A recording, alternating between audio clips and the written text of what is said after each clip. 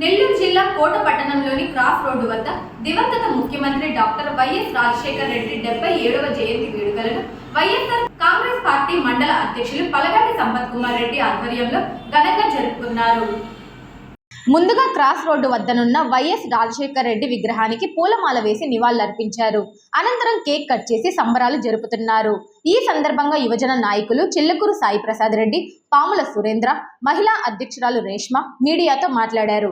వైఎస్ఆర్ మరణించి ఏళ్లు గడుస్తున్నా ప్రజల గుండెల్లో చిరస్థాయిగా నిలిచిపోయిన మహానేతగా కొనియాడారు. ఆయన ప్రవేశపెట్టిన ఆరోగ్యశ్రీ, ఫీజు రియంబర్స్మెంట్, రైతులకు ఉచిత విద్యుత్, 108 అంబులెన్స్, 104 ఆరోగ్య సేవలు, జలయజ్ఞం, ఇంద్రమ్మ గృహాలు, పావలా వడ్డీకి రుణాలు వంటి ఎన్నో సంక్షేమ పథకాలను ప్రవేశపెట్టి పేదవాడి జీవితాల్లో వెలుగులు నింపిన మహానేత వైఎస్ రాజశేఖర్ రెడ్డి కాగా, ఆయన వేసిన బాటలోనే తనయుడు వైఎస్ జగన్మోహన్ రెడ్డి నడుస్తూ ఎన్నో సంక్షేమ పథకాలు ప్రవేశపెట్టారని చెప్పారు.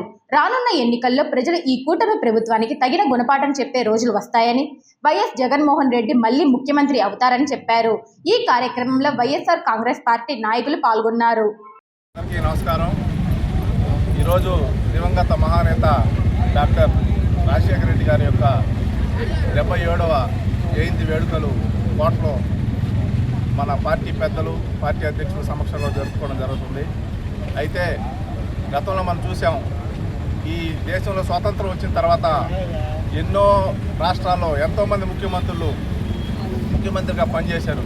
కానీ ఆయన మరణించి 10 సంవత్సరాలు గడుస్తున్నా కానీ ఈ రోజుకి ప్రజల గుండెల్లో, పేద బడుగు బలహీన వర్గాల గుండెల్లో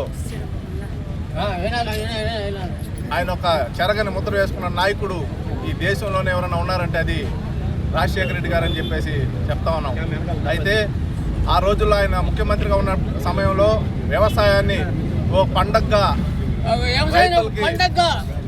వ్యవసాయాన్ని ఒక పండగగా ఆయన చేయడం జరిగింది. ఈ రోజున్న కూటమి ప్రభుత్వం వ్యవసాయాన్ని ఒక దండగా తయారు చేశారు. అయితే మనం ఎన్నో సంవత్సరాలు, ఎన్నో రోజులు చరిత్రలో చూస్తా ఉన్నాం. ఏనాడైనా సరే ఓ రైతు యూరియా కోసం క్యూలు కట్టిన దాఖలాలు మనం చూసామా? వాటికి యాప్లు పెట్టిన దాఖలాలు మనం చూసామా? వీళ్ళు మళ్ళీ రైతుల పక్షపాతి అని చెప్తున్నారు. రైతుల పక్షపాతి ఆనాటి దివంగత మహానేత డాక్టర్ రాజశేఖర రెడ్డి గారు, తర్వాత మా ప్రీతమ నాయకుడు వైఎస్ జగన్మోహన్ రెడ్డి గారు అని చెప్పేసి కూడా తెలియజేస్తా ఉన్నాం. వీళ్ళకి ఎక్కడ రైతుల పట్ల చిత్తశుద్ధి ఉంది, పేద ప్రజల పట్ల ఎక్కడ చిత్తశుద్ధి ఉంది, చదువుకునే విద్యార్థుల పట్ల ఎక్కడ చిత్తశుద్ధి ఉంది, ఏ ఒక్క విషయంలోనైనా వీళ్ళు మాట నిలబెట్టుకునే నాయకత్వం వీళ్ళకు ఉందా అని ప్రశ్నిస్తా ఉన్నాం. మా నాయకుడు మాట చెప్తే మాట తప్పడు.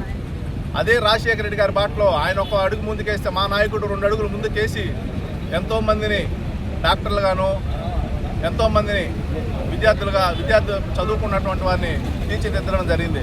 అయితే ఈరోజు చూసాం, మెగా డిఎస్సీ అని పెట్టారు. అది దగా డిఎస్సీ అని చెప్పి మేము చెప్తా ఉన్నాం. ఏ రోజైనా సరే మా నాయకుడు ఎంతో వందలాది వేలాది ఉద్యోగాలు ఇచ్చాడు, సచివాలయాల ఉద్యోగాలు ఇచ్చాడు. ఏ ఒక్క మా పార్టీ కార్యకర్త కానీ, ఏ ఒక్క మా పార్టీ నాయకులు కానీ, ఏ ఒక్క మా పార్టీ ఎమ్మెల్యే గారు కానీ సిఫారసు చేస్తే, లేదా దళాలు సిఫారసు చేస్తే ఒక్క ఉద్యోగం చూపిస్తారని అడుగుతా ఉన్నా. ఈరోజు 100 ఉద్యోగాలు వాళ్ళ పార్టీ నాయకులు, వాళ్ళ పార్టీ కార్యకర్తలకి ఒక నిర్దేశం లేకుండా, ఒక క్రమబద్ధకరణ లేకుండా డైరెక్ట్గా వాళ్ళకి ఇష్టం వచ్చిన వారికి ఉద్యోగాలు ఇచ్చుకుంటా ఉన్నారు. అంటే ఎవరికి చిత్తశుద్ధి ఉంది, ఎవరికి నిజాయితీ ఉందని ప్రజలు గమనిస్తున్నారు. రాబో రోజుల్లో ఈరోజు సిలిండర్లు సంవత్సరానికి 3 సిలిండర్లు ఇస్తామన్నారు. దాదాపు 2 సంవత్సరాలు గడుస్తూ ఉంది, ఒక్క సిలిండర్ ఇచ్చారు. అదే కాదు, నిరుద్యోగ వృత్తి ఇస్తామన్నారు, ఆడవారు డబ్బులు ఇస్తామన్నారు. రైతులు అల్లాడిపోతున్నారు, వ్యాపారస్తులు అల్లాడిపోతున్నారు. మిర్చి రైతులు, ధాన్యం రైతులు, ప్రతి మామిడి రైతు, ప్రతి రైతు ఇదవుతున్నారు. రైతుల పక్షాన మా నాయకుడు పోయి పోరాటం చేస్తే అప్పుడు మంత్రులు గింతులు వస్తారు. ఈరోజు రాష్ట్రంలో ఎట్లాంటి అరాచక పాలన జరుగుతుందో మనందరం గమనిస్తా ఉన్నాం. ఎక్కడ పట్టినా కేసులు, ప్రశ్నిస్తే కేసు, దాడులు, ఒక కేసు బెయిల్ వస్తే ఇంకో కేసు, పీటీ వారెంట్ వేయడం, రాష్ట్రాన్ని ఒక రావణ కాష్టంగా తయారు చేసి పెడతా ఉన్నారని చెప్పి తెలియజేస్తున్నాం. ప్రజలు ఇవన్నీ బాగా గమనిస్తూ ఉన్నారు. రాబో రోజుల్లో ప్రజలు ఎప్పుడెప్పుడు ఎలక్షన్స్ అని చెప్పేసి అంటా ఉన్నారు. ఇప్పుడు అనుకున్న ప్రజలు ఎలక్షన్స్ ముందు మన వాళ్ళు టీడీపీ వాళ్ళు కొంతమంది పోయి ఇంటింటికి ఇదేం కర్మ అని ప్రచారం చేశారు. ఆ రోజు ప్రజలు గమనించలా. ఈ రోజు అనుకుంటున్నారు వారు మనకు ముందుగానే చెప్పారు మేము వస్తే ఇదేం కర్మ అనుకుంటారని. మనం ఆ రోజు గమనించలేకపోయాము. ఇదేం కర్మ అని ఇప్పుడు బాధపడే పరిస్థితి మనం అందరం చూస్తాను. కాబట్టి రాబో రోజుల్లో ప్రజలు చైతన్యవంతులు అందరూ గమనిస్తూ ఉన్నారు. ఈ ప్రభుత్వానికి గట్టిగా బుద్ధి చెప్తారని చెప్పేసి కూడా తెలియజేసుకుంటూ ఈ అవకాశం ఇచ్చిన పెద్దలకి పేరున మరోసారి ధన్యవాదాలు తెలియజేసుకుంటూ జోహార్ వైఎస్ఆర్, జై జగనన్న. అందరికీ నమస్కారం. దివంగత మహానేత మన ప్రియతమ నాయకులు పరిపాలన అంటే ఏ విధంగా ఉందో మన తెలుగు రాష్ట్రాలకే కాక ప్రపంచానికే చూపించిన గొప్ప నాయకుడు డాక్టర్ వైఎస్ రాజశేఖర రెడ్డి గారు. ఈరోజు ఆయన 77వ జయంతి వేడుకలను కోట మండల పార్టీ అధ్యక్షులు పలగాటి సంపత్ కుమార్ రెడ్డి గారి ఆధ్వర్యంలో కోట క్రాస్ రోడ్లో ఘనంగా నిర్వహించుకోవడం జరిగింది. రాజశేఖర రెడ్డి గారు దేశానికి ఆదర్శంగా నిలిచిన ఒక గొప్ప ముఖ్యమంత్రి. ఆయన ఎన్నో సంక్షేమ పథకాలని పేదలకు అందించిన నేత. 104 అయితేనేమి, 108 అయితేనేమి, జలయజ్ఞం అయితేనేమి, రైతు భరోసా అయితేనేమి, ఇందిరమ్మ ఇల్లు అయితేనేమి, చెప్పుకుంటూ పోతే అనేక కార్యక్రమాలు మన రాజశేఖర రెడ్డి గారు పేదలకు అందించారు. ఆయన మరణానంతరం పేద ప్రజలకి ఇదే సంక్షేమాన్ని, అభివృద్ధిని అందించాలనే ఒక దృఢ సంకల్పంతో మన మాజీ ముఖ్యమంత్రి వర్యులు వైఎస్ జగన్మోహన్ రెడ్డి గారు తండ్రి బాటలో నడవాలని వైఎస్ఆర్ కాంగ్రెస్ పార్టీని స్థాపించి ఎన్నో ఒడిదొడుకులను ఎదుర్కొని అనతి కాలంలోనే ముఖ్యమంత్రి అయ్యి అభివృద్ధి సంక్షేమ పథకాలని తండ్రికి తగ్గ తనయుడుగా రాజశేఖర రెడ్డి ఒక్కడుగు ముందుకేస్తే జగన్ గారు 2 అడుగులు ముందుకేసి పరిపాలన అంటే ఏ విధంగా రుచి చూపించిన వ్యక్తి. దానికి అనుగుణంగా ఈరోజు పరిపాలన ఏ విధంగా జరుగుతుందో రాష్ట్ర ప్రజలంతా చూస్తున్నారు. త్వరలోనే వచ్చే ఎన్నికల్లో ప్రజలు తగిన గుణపాఠం చెప్పేదానికి సిద్ధంగా ఉండాలని తెలియజేసుకుంటూ ఈ అవకాశం ఇచ్చిన వైఎస్ఆర్ కాంగ్రెస్ పార్టీ కోట మండల సీనియర్ నాయకులందరికీ స్వాగతం తెలుపుకుంటూ ముగిస్తున్నాను. కోట మండలం కోట గ్రామంలో ఇవాళ పలవేటి సంపత్ రెడ్డి కుమార్ గారి ఆధ్వర్యంలో ఇవాళ వైఎస్ జగన్మోహన్ రెడ్డి గారి తండ్రి గారు దివంగత నేత వైఎస్ రాజశేఖర రెడ్డి గారి 77వ జయంతి సందర్భంగా ఇక్కడ కేక్ కటింగ్ చేయడం జరిగింది. వైఎస్ జగన్మోహన్ రెడ్డి గారి తండ్రి గారు దివంగత వైఎస్ రాజశేఖర రెడ్డి గారు కడపలో నుంచి చిన్న స్థాయి నుంచి పైకి ఎదుగుకుంటూ వచ్చి మన రాష్ట్రానికి ముఖ్యమంత్రి స్థాయి దాకా ఎదిగారు. ఆయన చేసిన సేవలను గుర్తించిన కాంగ్రెస్ ప్రభుత్వం వైఎస్ రాజశేఖర రెడ్డి గారిని గుర్తించి మన రాష్ట్రాన్ని ఆయన్ని సీఎం చేయడం జరిగింది. ఆయన చేసింది ఆరోగ్యశ్రీ పథకం నుంచి ఆయన చేస్తున్నానే వచ్చారు. పిల్లలకి చదువు కోసం అని చెప్పేసి ఆయన ఎటువంటి పథకాలని తీసుకొచ్చారో తెలుసు. ఆడవారి కోసం ఎటువంటి పథకాలని తీసుకొచ్చారో తెలుసు. వైఎస్ రాజశేఖర రెడ్డి గారి చెల్లెలైనటువంటి విమలమ్మ గారు భర్త చనిపోయి ఎలా జీవనం సాగించాలని చెప్పి ఇబ్బంది పడుతున్న తరుణంలో నాకు పెన్షన్ వస్తే బాగుండు అన్నయ్య అని అడిగినందుకు ఇలాంటి నా చెల్లె కాదు రాష్ట్రంలో ఉన్న ప్రతి అక్క చెల్లెమ్మలకి పెన్షన్ ఇవ్వాలి. భర్త చనిపోయిన ప్రతి ఒక్కళ్ళకి పెన్షన్ ఇస్తేనే ఆ కుటుంబానికి ఆసరా ఉంటుందని రాష్ట్రం మొత్తం విధంతో పెన్షన్ తీసుకొని ప్రతి రాష్ట్రంలో ఉన్న ప్రతి ఆడపడుచును ఆయన చెల్లెలుగా స్వీకరించారు. అలాంటి తండ్రి కడుపులో పుట్టిన వైఎస్ జగన్మోహన్ రెడ్డి గారు తండ్రికి తగ్గ తనయులుగా ముందుకెళ్తూ ప్రతి అక్క చెల్లెమ్మలకి వైఎస్ఆర్సీపీ పార్టీ తరఫున ప్రతి పథకాన్ని ఇచ్చి ముందుకు తీసుకెళ్లారు. ఇవాళ వైఎస్ జగన్మోహన్ రెడ్డి గారిని గుర్తు చేసుకుంటూ వైఎస్ రాజశేఖర రెడ్డి గారి జయంతి జరుపుకుంటున్నాము. తిరుపతి జిల్లా వాకాడు మండల కేంద్రంలో వైఎస్ఆర్ కాంగ్రెస్ పార్టీ ఆధ్వర్యంలో దివంగత మాజీ ముఖ్యమంత్రి డాక్టర్ వైఎస్ రాజశేఖర రెడ్డి 77వ జయంతి వేడుకలను ఘనంగా నిర్వహించారు. వైఎస్ఆర్సీపీ స్టేట్ ఎగ్జిక్యూటివ్ సభ్యుడు కొడవలూరు భక్తవత్సల్ రెడ్డి సమక్షంలో వైఎస్ఆర్ విగ్రహానికి పూలమాలలు వేసి నివాళులర్పించి కేక్ కట్ చేశారు. అనంతరం కొడవలూరు భక్తవత్సల్ రెడ్డి మాట్లాడుతూ వైఎస్ఆర్ ప్రజల హృదయాల్లో చిరస్థాయిగా నిలిచిన మహానేత అని కొనియాడారు. రైతులకు ఉచిత విద్యుత్, జలయజ్ఞం, ఆరోగ్యశ్రీ, ఫీజు రియంబర్స్మెంట్ వంటి సంక్షేమ పథకాలతో పేదల జీవితాల్లో వెలుగులు నింపారని పేర్కొన్నారు. వాకాడు మండల అభివృద్ధికి స్వర్ణముఖి బ్యారేజ్, వరద నివారణ పనులు, రహదారుల నిర్మాణం వంటి కీలక ప్రాజెక్టులు ఆయన హయాంలోనే జరిగాయని గుర్తు చేశారు. ప్రస్తుత ప్రభుత్వ పాలనలో రైతులు ఎరువుల కొరత, పెరిగిన సాగు ఖర్చులు, గిట్టుబాటు ధరలు లేకపోవడంతో తీవ్ర ఇబ్బందులు ఎదుర్కొంటున్నారని విమర్శించారు.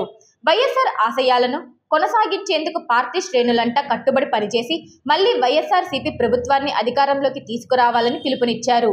అనంతరం జెడ్పీటీసీ రౌతు రామకృష్ణ మాట్లాడుతూ వైఎస్ఆర్ మానవతా మూర్తి, పేదల పాలిట ఆశా కిరణమని అన్నారు. వైద్యుడిగా సేవలందించి ముఖ్యమంత్రిగా రైతులు, విద్యార్థులు, నిరుపేదల సంక్షేమానికి అనేక చారిత్రాత్మక పథకాలను అమలు చేశారని కొనియాడారు. ఈ కార్యక్రమంలో మండల వైఎస్ఆర్సీపీ మండల అధ్యక్షుడు ఏనుగు సుధాకర్ నాయుడు, రామకృష్ణ, కిరణ్ రెడ్డి, సర్పంచులు, ఉప సర్పంచులు, వైఎస్ఆర్సీపీ మండల యువ నాయకుడు ఆనం నవీన్, వైఎస్ఆర్సీపీ నాయకులు, కార్యకర్తలు, అభిమానులు పాల్గొన్నారు. వాకాడు మండల వైఎస్ఆర్ కాంగ్రెస్ పార్టీ ఆధ్వర్యంలో దివంగత మహానేత, జనహృదయ నేత, మాజీ ముఖ్యమంత్రి డాక్టర్ వైఎస్ రాజశేఖర రెడ్డి గారి 77వ జయంతి వేడుకలకు విచ్చేసినటువంటి సోదర వైఎస్ఆర్ కాంగ్రెస్ పార్టీ నాయకులకు అందరికీ హృదయపూర్వకమైనటువంటి నమస్కారం. ఈరోజు రాజశేఖర రెడ్డి గారి 77వ జయంతి.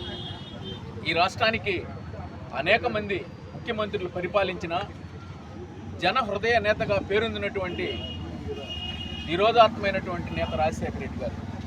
దీనికి కారణం జన హృదయాలలో స్థానం సంపాదించుకునేటువంటిది విషయం సామాన్యమైనటువంటి విషయం కాదు.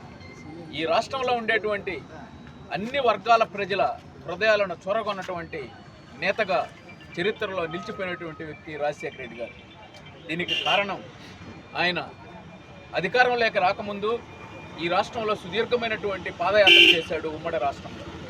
తద్వారా ఈ రాష్ట్రంలో ఉండేటువంటి అట్టడుగు వర్గాల ప్రజలందరితో మమేకమై గ్రాస్ రూట్ లెవెల్లో వాళ్ళకున్నటువంటి కష్టాలు, సుఖాలు ఈ పాదయాత్రలో ఆయనకు ఉపయోగపడింది, అవగాహన కలిగింది. దాని తరువాత పరిపాలన ఈ పాదయాత్రలో ఏదైతే అవగాహన చేసుకున్నాడో దాని ప్రకారం కొనసాగింది ఈ రాష్ట్రంలో 5 సంవత్సరాల పైచిలకు పరిపాలన. మనందరికీ తెలుసు, అనేక మంది ముఖ్యమంత్రులు వచ్చినా జన హృదయాలలో నిలబడేటువంటి అనేక కార్యక్రమాలు.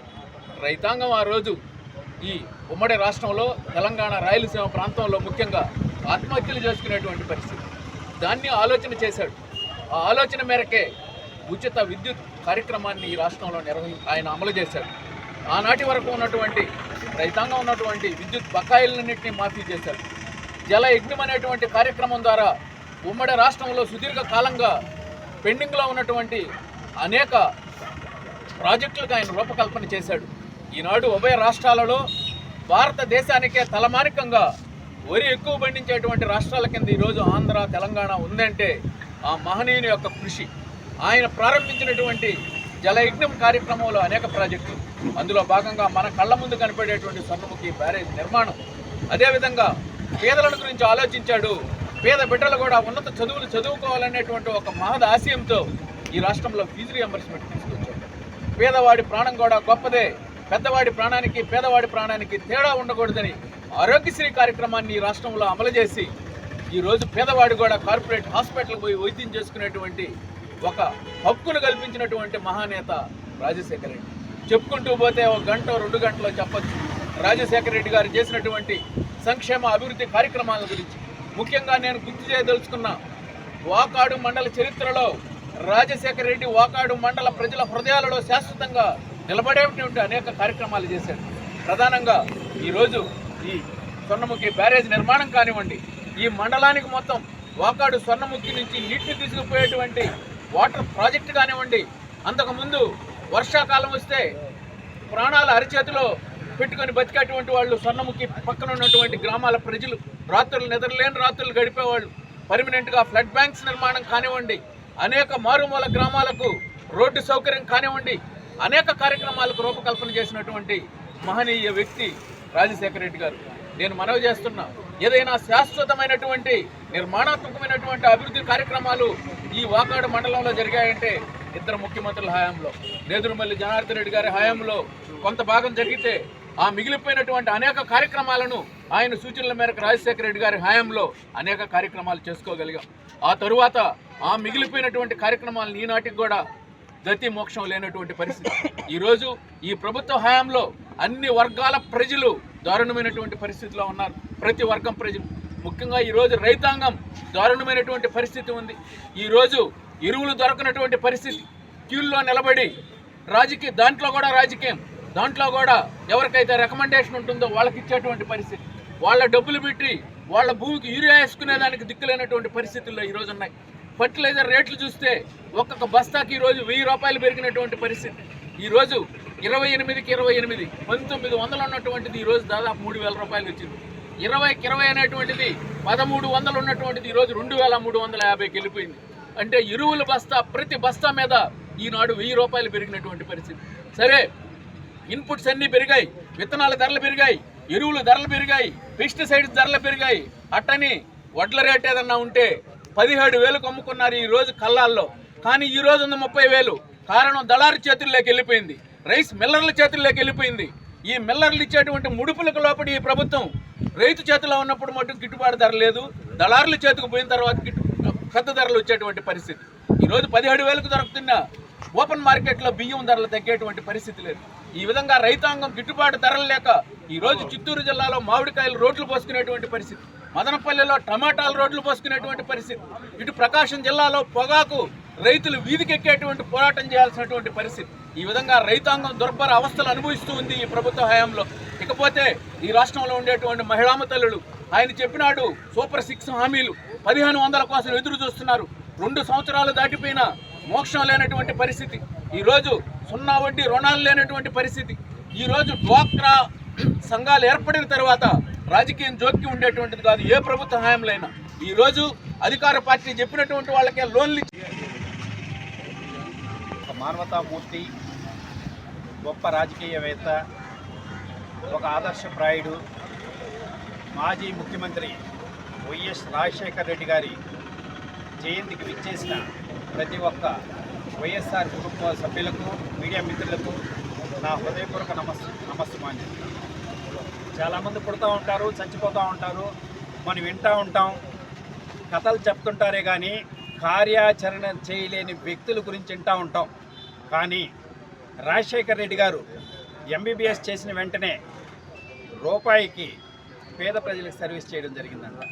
ఎంత గొప్ప మానవత్వం ఉంటే పేదోళ్ళు కన్నీళ్ళు తుడవాలనే ఒక గొప్ప ఉద్దేశం ఆయన మనసులో ఉంటే కానీ ఆ రోజుల్లో ఆ కార్యక్రమం చేసే పరిస్థితి కాదు. తర్వాత రాజకీయాల్లోకి వచ్చిన తర్వాత రైతుకి నేనున్నాను, నేను మీ పెద్దన్నగానో మీ తమ్ముడుగానో రైతులు ఆత్మహత్యలు చేసుకొని చచ్చిపోతూ ఉంటే ఉచిత కరెంటు, ఉచిత విద్యుత్ ఇచ్చి మిమ్మల్ని ఆదుకుంటానని చెప్పేసి పాదయాత్రలో చెప్పడం, మొదటి సంతకం దాని మీదే చేయడము. అసలు అప్పటిదాకా రాజకీయాలంటే ఏదో ఒక కలల సినిమాలాగా సాగిపోతున్న రోజుల్లో ఖచ్చితంగా రాజకీయ ఫలాల్ని, ప్రభుత్వ పథకాల్ని, రాజ్యాంగ ఫలాల్ని ప్రతి ఒక్క పేదవాడి చెంతకి, పేద విద్యార్థుల చెంతకి ఫీజు రియంబర్స్ రూపంలో, పేద రైతు చెంతకి ఉచిత విద్యుత్ రూపంలో, తాగునీరుకి లేక అలసిపోతున్న రోజుల్లో జలయజ్ఞం అనే పెద్ద యజ్ఞాన్ని భుజాన్ని పెట్టుకొని దాని ప్రతిఫలం, దాని ఫలాలు మనం స్వర్ణముఖి బ్యారేజ్ ద్వారా మన చుట్టుపక్కల ప్రాంతాలన్నీ అనుభవిస్తూ ఉన్నాయి. ఈ విధంగా ప్రతి ఒక్క విషయంలో పాదయాత్రకు కూడా శ్రీకారం చుట్టిన ధీరోద్ధాతుడు. ఆ రోజుల్లో ఇన్ని వేల కిలోమీటర్లు పర్యటించడము, రాష్ట్రమంతా ఊరూరా తిరగడము, అక్కడే టెంట్లు వేసుకొని బస్ చేసి పేదోళ్ళ బాధలన్నీ విని ఒక నిర్మాణాత్మకమైన పరిష్కార మార్గం చూపించాలి అనే ఉద్దేశంతో అడుగులేసిన మహనీయుడు, మహానుభావుడు. ఆయన పుట్టడంతో ఈ రోజుకి ఒక గుర్తింపు, ఒక అందం రావడం జరిగింది. కాబట్టి ఇంతమంది పేదోళ్ళ కన్నీళ్లు తుడిచిన వ్యక్తి రాజకీయ ఫలాల్ని, ప్రభుత్వ పథకాలని, రాజ్యాంగ ఫలాల్ని పేదోళ్ళకు చెందిన గొప్ప మహనీయుడు. ఆయన ఒక్క చావుతో రాష్ట్రం మొత్తం మా అన్న చనిపోయాడు, మా పెద్దన్న చనిపోయాడు, మా ఇంట్లో ఒకరు చచ్చిపోయాడని గుండె లవిసేలాగా ప్రతి ఒక్కరూ ఏడ్చారంటే ఆ మహనీయుడి జీవితం సార్థకత్వం అయ్యిందంటే మనం ఆయన గురించి ఎంత మాట్లాడుకున్నా తక్కువే అవుతుంది. కాబట్టి అంత గొప్ప వ్యక్తికి ఈరోజు మనం నివాళులు అర్పించుకోవడం మన అదృష్టంగా భావిస్తూ ఈ అవకాశం నెల్లూరు జిల్లా కోట మండలం గూడలి పంచాయతీ పరిధిలోని తూర్పు కండ్రిగ గ్రామానికి చెందిన ఓ 8 నెలల గర్భిణి బుధవారం సాయంత్రం అనుమానాస్పద స్థితిలో మృతి చెందింది. బంధువుల కథనం మేరకు తూర్పు కండ్రిగ గ్రామానికి చెందిన కట్టా షణ్ముఖంకు ముత్తుకూరు మండలం బలిజపాలెం గ్రామానికి చెందిన బిందుకు 3 సంవత్సరాల క్రితం వివాహమయ్యింది. షణ్ముఖం కోట పట్టణంలో షణ్ముఖం ఫ్యాషన్ స్టైల్స్ వస్త్ర దుకాణం నిర్వహిస్తున్నాడు. ఈ దంపతులు ఇద్దరికి ఒక కుమార్తె కలదు. ప్రస్తుతం 8 నెలల గర్భిణిగా ఉన్న బిందు ప్రతి నెల గూడూరులోని ఒక ప్రైవేటు ఆసుపత్రిలో క్రమం తప్పకుండా పరీక్షలు చేయించుకునేది. ఈ క్రమంలో 5 రోజులుగా దగ్గు, నెమ్ము, ఒంటి నొప్పులతో బిందు బాధపడుతుండటంతో విద్యానగర్లోని కుసుమ హాస్పిటల్కు తీసుకెళ్లారు. మొదట నెబిలైజర్ ఉంచి అనంతరం ఓ ఇంజెక్షన్ వేశారు. నిండు గర్భిణి అయిన తన భార్యకు ఇంజెక్షన్ వేయవద్దని భర్త షణ్ముఖం హాస్పిటల్ సిబ్బందిని ప్రాధాయపడినప్పటికీ వారు బాధితుడి ఆవేదనను ఏమాత్రం పట్టించుకోకుండా డాక్టర్ నువ్వా మేమా అంటూ ఎదురు ప్రశ్నించి వారించి ఇంజెక్షన్ సురక్షితమేనని భరోసా ఇస్తూ బలవంతంగా ఇంజెక్షన్ వేశారు. చికిత్స అనంతరం దంపతులు ఆసుపత్రి నుంచి ఇంటికి తిరిగి వెళ్తూ విద్యానగర్లోని ఒక టిఫిన్ వద్ద ఆగి అక్కడ టిఫిన్ తింటున్న సమయంలోనే బిందు ఒక్కసారిగా స్పృహ తప్పి పడిపోయింది. కంగారు పడిన భర్త ఆమెను మొదట కోట పట్టణంలోని ఓ ప్రైవేట్ హాస్పిటల్ కు తీసుకెళ్లగా ఆ ఆసుపత్రి వైద్యుడు ఆటోలోనే ప్రాథమికంగా పరీక్షించి కోట సామాజిక ఆరోగ్య కేంద్రానికి వెంటనే తీసుకెళ్లమని సూచించారు. దీంతో కోట సామాజిక ఆరోగ్య కేంద్రానికి గర్భిణిని తరలించగా అక్కడ పరీక్షించిన వైద్యులు బిందు అప్పటికే మృతి చెందినట్లు నిర్ధారించారు. నిండు గర్భిణి బిందు మరణ వార్త విని భర్త, బంధువులు, స్నేహితులు, గ్రామస్తులు భారీ సంఖ్యలో కోట సిహెచ్సికి వద్దకు చేరుకొని కుసుమ హాస్పిటల్ వైద్యురాలి నిర్లక్ష్యం వల్లే బిందు ప్రాణాలు కోల్పోయిందని ఆరోపిస్తూ ఆగ్రహం వ్యక్తం చేశారు. బాధితురాలి కుటుంబానికి తక్షణమే న్యాయం చేయాలని, బాధ్యులైన ప్రైవేట్ ఆసుపత్రి వైద్యురాలపై కఠిన చర్యలు తీసుకోవాలని వారు తీవ్రంగా డిమాండ్ చేశారు. అనంతరం కుసుమ ఆసుపత్రి వద్దకు వెళ్లగా యాజమాన్యం ఆసుపత్రికి తాళాలు వేసి అజ్ఞాతంలోకి వెళ్లిపోవడంతో అక్కడ ఆందోళన చేపట్టారు. కోట పోలీస్ స్టేషన్లో వ్రాతపూర్వకంగా ఫిర్యాదు చేశారు. గురువారం సమాచారం అందుకున్న కోట తహసీల్దార్ జయజయరావు పోలీసుల సమీక్షంలో సిహెచ్సిలోనే బిందు మృతదేహానికి పంచనామా చేశారు. అనంతరం వైద్యాధికారి డాక్టర్ డోమ్ ప్రియారావు పర్యవేక్షణలో మృతదేహానికి పోస్ట్ మార్టం నిర్వహించారు. బుధవారం రాత్రి నుండి గురువారం మధ్యాహ్నం వరకు అక్కడికి చేరుకున్న బంధువుల రోదనలతో ఆసుపత్రి ప్రాంగణం మిన్నంటింది. కుసుమ హాస్పిటల్కి కరెక్ట్గా 7:30కి ఇక్కడికి హాస్పిటల్ తీసుకొచ్చాను. నేను కట్టా షణ్ముఖం, కట్టా బిందు. అమ్మాయి ప్రెగ్నెన్సీ 8 నెలల గర్భం. ఆ అమ్మాయికి ఏంటంటే నిమ్ము కానీ తీసుకొచ్చాడు. ఇది ఫస్ట్ మిషన్ పెట్టారంట. తర్వాత ఇంజక్షన్ వేస్తుంటే మా అన్న ఏమన్నాడంటే, మేడం ఇంజక్షన్ ఎందుకు వేస్తున్నా అని అడిగితే, నీకు తెలుసా మాకు తెలుసా, మాకు తెలీదా, నీ డాక్టర్లా మేము డాక్టర్లా అని క్వశ్చన్ వేసిందంట. అవి మా అన్న ఇంకట్టే అన్నాడంట. అప్పుడు ఒక 20 నిమిషాలు కూర్చున్నాడంట. కూర్చొని బయలుదేరిన తర్వాత ఆడ పోయి టిఫిన్ చేశారు. భారత్ పెట్రోల్ బంక్ టిఫిన్ ఉంది పక్కన. టిఫిన్ కోసం పోయినారు. బావా నాకు టిఫిన్ పెట్టి బావా అని అడిగింది. కూర్చున్నాడంట. ఇంకా పెట్టబోతారో అట్టే పడిపోయిందంట. అప్పుడు నేరుగా శ్రీకాంత్ రెడ్డి హాస్పిటల్ కాడ తీసుకుపోయినారంట. అక్కడ చనిపోయిందని చెప్పారంట. ఇప్పుడు ఒక్క గర్భిణీ స్త్రీకి ఎట్ట ఇంజక్షన్ చేస్తారు? ఏ హాస్పిటల్ అయినా, ఏ ఎంబీబీఎస్ డాక్టర్ అయినా, ఎవరైనా సరే ఇంజక్షన్ ఎట్ చేస్తారు. ఇప్పుడు కనీసం సపోజ్ నా భార్య చెప్తా, నా భార్యకి జ్వరం వచ్చినప్పుడు వాళ్ళు ఇంజక్షన్ వేస్తాను అన్నారు. వద్దని చెప్పా. ట్యాబ్లెట్లు ఆడ కనుక్కొని ప్రతి ఒక్కటి చెప్తా. ఆడ హాస్పిటల్ ఫోన్ చేస్తే ట్యాబ్లెట్ ఏంటి అమ్మా, ఏం కాదు అన్నారు. అప్పుడు వేసాం. ఇప్పుడు వీళ్ళు డైరెక్ట్గా మేడం అడిగారు కదా, నర్సులు కూడా ఎట్టేస్తారు. మేడం ఎట్టేస్తుంది. అసలు నెంబర్ ఉందా? ఫోన్ నెంబర్ ఉందా? లేదు. ఫోన్ నెంబర్ వద్ద లేదు. ప్రతి ఒక్క హాస్పిటల్లో ఫోన్ నెంబర్లు ఉంటాయి. తర్వాత సరే ఈ స్థలానికి రిజిస్ట్రేషన్ అయిన ఉందా, హాస్పిటల్ పెట్టింది రిజిస్ట్రేషన్ అయిన ఉందా, ఉంటే ఫోన్ నెంబర్లు ఉండాలి కదా. ఇల్లు ఏడో దగ్గర వచ్చేస్తుంది వదిలి దాని కూడా వదిలి.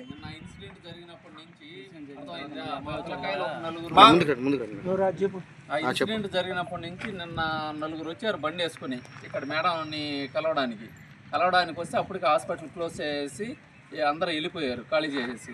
ఈరోజు మామూలుగా హాలిడే లేదు, ఏం పబ్లిక్ హాలిడే లేదు, ఏం బంద్ కోడ్ లేదు మనకి. అయినా కానీ హాస్పిటల్లో క్లోజ్ చేస్తున్నారు. ఎందుకు క్లోజ్ చేసింది అంటే ఆమె తప్పు చేయకపోతే ఎందుకు క్లోజ్ చేయాలి? పేషెంట్లు కూడా వచ్చేసి వెళ్ళిపోతున్నారు. ఇక్కడికి వచ్చి వెళ్తూ ఉన్నారు చాలామంది. ఇప్పుడు ఆమె తప్పు చేయనప్పుడు హాస్పిటల్ ఓపెన్ చేయాలి కదా.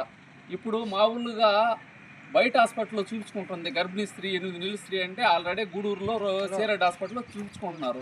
సేరెడ్డి హాస్పిటల్లో చూపించుకుంటున్నప్పుడు నీ దగ్గరకు వచ్చినప్పుడు ఆల్రెడీ మీరు చెకప్ చేసుకున్నవి ముందు ప్రిస్క్రిప్షన్ అవి తీసుకొని చెక్ చేసి తర్వాత నువ్వు ట్రీట్మెంట్ మొదలు పెట్టాలి. అవి ఏం మొదలు పెట్టుకుంటానే నువ్వు ఇమీడియట్గా ఏంది అతను ఏది అమ్మాయి హస్బెండ్ చెప్తున్నా కానీ అర్థమైంది ఇంజక్షన్ వేసేసిందంట. ఇంజక్షన్ వద్దు మేడం అని అతను చెప్తున్నా కానీ అర్థమైంది నేనా డాక్టర్ మీరా అని ప్రశ్నించిందంట. అతను అబ్బాయి హస్బెండ్ కామ్గా అయిపోయాడు. అయిపోయిన తర్వాత ఇంజక్షన్ వేసేసింది.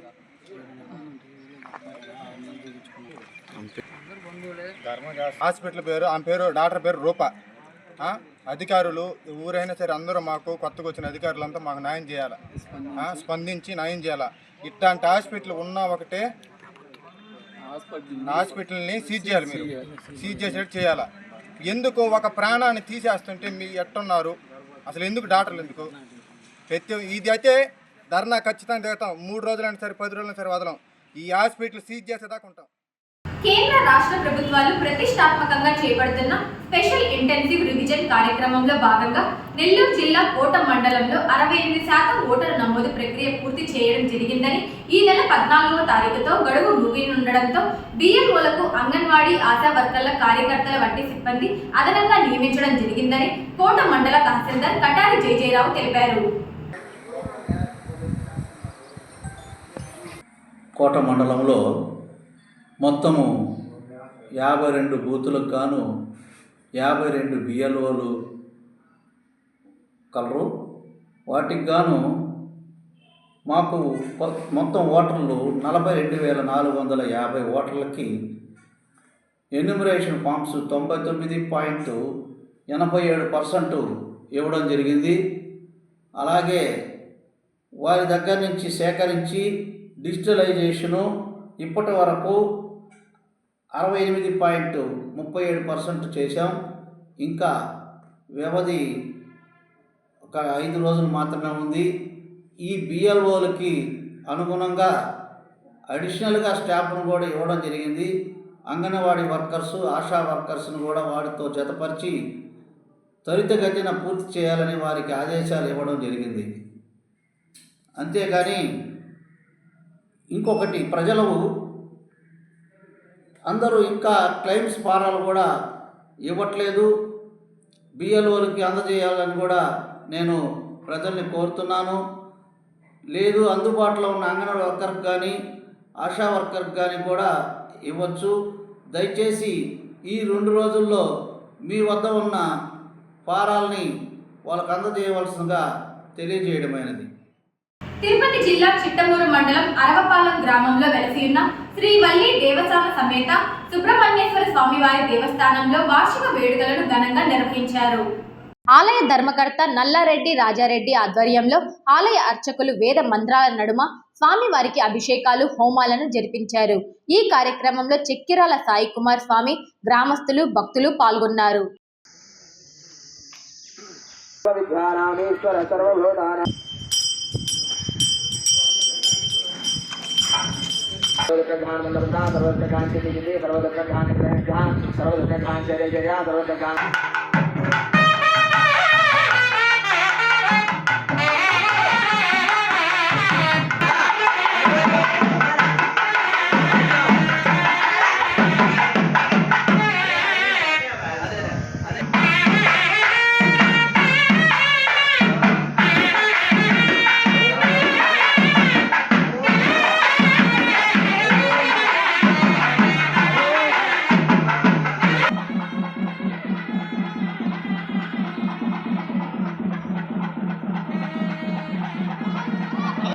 दक्षिणाग्नये नमः जायितमन्ति नमः आवाहयाय महावेद्ये नमो नमः काण्डद्वय मुपपाद्याय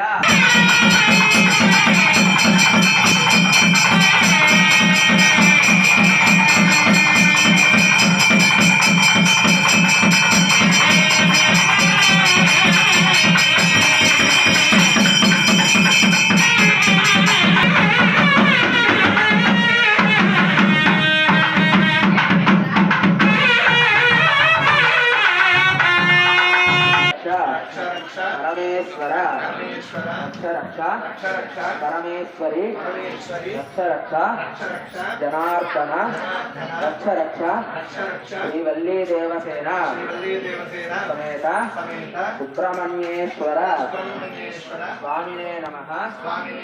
ఆత్మారో సంవత్సరము గురువారం రోజు ఉదయం 7 గంటలకి దువ్వూరు గోపాల్ రెడ్డి గారి ఆధ్వర్యంలో స్వామివారి ముఖద్వారము ఆర్చు ప్రారంభోత్సవం ఆచరించడం జరిగింది. అదేవిధంగా ఈరోజు మన ఆలయము స్వామివారి విగ్రహ ప్రతిష్టాపన చేసిన వార్షికోత్సవం పర్వదినము. అందు కారణం చేత సర్వదేవతాపూర్వక సుబ్రహ్మణ్యేశ్వర కలశ స్థాపన, సుబ్రహ్మణ్య త్రిశతి శత్రు సంహార హోమము, స్వామివారికి అభిషేకము, అదేవిధంగా శిఖర సంప్రోక్షణ కార్యక్రమం ఆచరించి వచ్చిన భక్తుజనులందరికీ తీర్థ అన్నప్రసాద భోజన వితరణ అనేది ఆచరించడం జరిగింది. ఈ విధంగా ప్రతి సంవత్సరము కూడా స్వామివారి యొక్క వార్షికోత్సవం ఆచరించడం జరుగుతుంది. అదేవిధంగా రేపు నెల ఆగస్టు 6వ తారీఖు ఆడి కృత్తిక మహోత్సవ పర్వదిన సందర్భంగా స్వామివారికి ఎంతో అత్యంత వైభవోపేతంగా ఉదయము అభిషేకము, మధ్యాహ్నము కావడి ఉత్సవము, సాయంకాలము స్వామి యొక్క కళ్యాణ మహోత్సవము, రాత్రి స్వామి యొక్క గ్రామోత్సవము, మరునాడు స్వామి యొక్క వసంతోత్సవ కార్యక్రమం ఎంతో వైభవోపేతంగా జరుగుతుంది. కావున ఆడికృతిక మహోత్సవనందు భక్తులందరూ కూడా స్వామివారికి కావడి సమర్పణ ఆచరించి వారి యొక్క భక్తిని స్వామివారికి చాటి చెప్పడం జరుగుతుంది. అదేవిధంగా భక్తులందరూ కూడా వచ్చే నెల ఆడికృతిక రోజు ఖచ్చితంగా స్వామివారిని దర్శించి స్వామి యొక్క అనుగ్రహానికి పాత్రలు కావాల్సిందిగా కోరుతున్నాను. ఓం శరవణ. ఈ వార్తలు ఇంతటితో సమాప్తం. తిరిగి ప్రసారమయ్యే BCN న్యూస్ లో మళ్ళీ కలుసుకుందాం. అంతవరకు సెలవు. నమస్కారం.